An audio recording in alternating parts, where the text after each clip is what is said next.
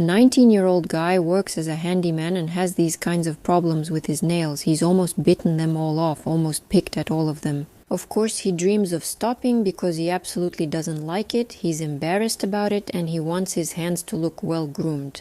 And the first thing we're going to do is a regular manicure, but we'll try to do it as gently as possible. I want to say up front that we won't get a perfect result on the first try. I also want to note that if you or your loved ones, friends or acquaintances have similar problems, the first place you should go is not to a manicurist, but to a psychologist's office.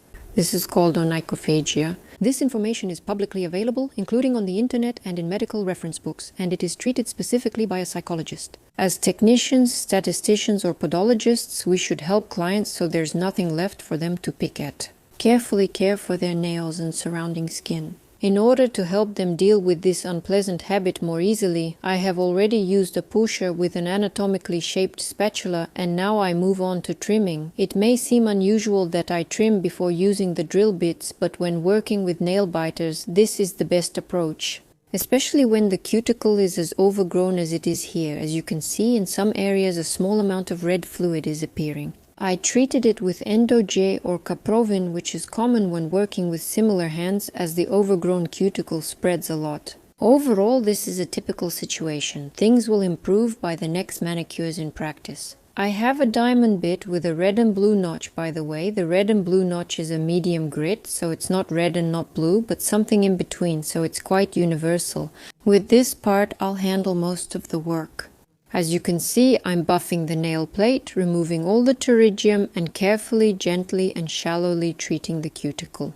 Because the last thing you want is to clean up to your elbow. Because the skin is already under stress and it's constantly being affected by nails, hands, teeth and other objects. And of course, this kind of skin keeps growing, holds on as tightly as possible and tries to protect itself. What we need to do is actually minimize this aggressive impact on the skin. Also, remember to treat the free edge area, even if I hesitate to call it that, since there's often a lot of dry skin there. Remove it so the nails can grow more easily.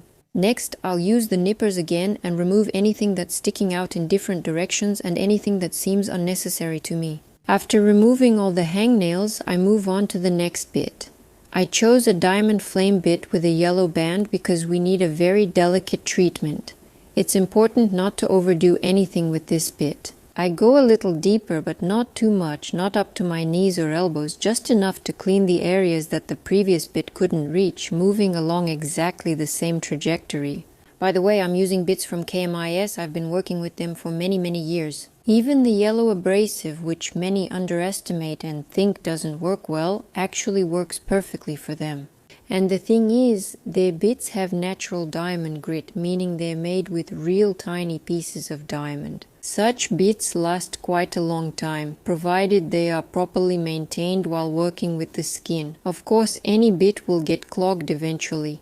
To prevent this from happening as much, you need to use talc. In the meantime, I've already changed the bit and picked up this red one. It's called a regular microphone, and with it, I'm very carefully trying to buff the cuticle, and as you can see, I didn't make any super deep cuts. I didn't clean everything out once and for all. I'm just trying to smooth and calm the skin. The goal isn't to do an insta-macro manicure, but to help. Those are very different things. Because often, in their attempts to chase after some ideal of super macro prep nails, technicians can overdo it and actually harm the client with these deep undercuts. At the end of the procedure, I always apply moisturizer for the client.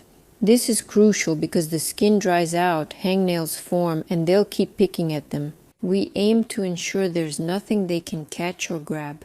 And of course, throughout the entire manicure, I think about how to care for the skin and that it's important to visit the manicurist regularly in order to achieve results. And of course, the most important thing is that you need to see a psychologist and try to control yourself, processing all these moments in your mind.